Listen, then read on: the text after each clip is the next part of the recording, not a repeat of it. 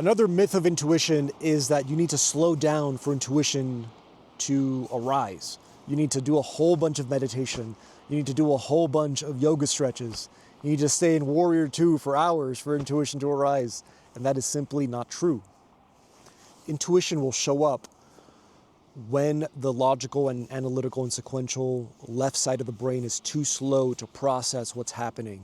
In instances of danger, in instances in which you need to know something immediately because your life is at risk, intuition will arise.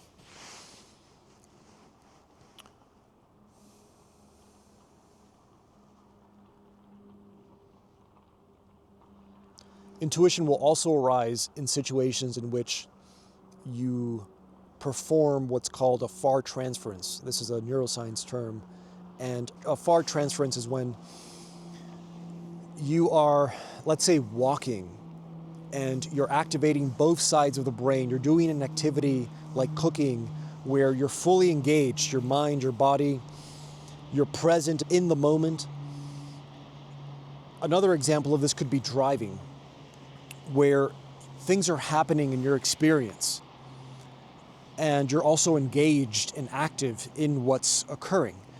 The stimulation, the visual stimulation of driving itself allows the mind to begin to create connections that it otherwise wouldn't form between ideas, concepts, and so on that are in the subconscious mind. And when two dissimilar ideas connect together, an intuitive insight can arise. This is why when you go walking, both hemispheres of the brain are active and you naturally begin to think more creatively about something. This is the same thing when you're showering or when you're driving. My point is that you don't necessarily need to be quiet and still for intuition to arise. That does help intuition arise, make no mistake.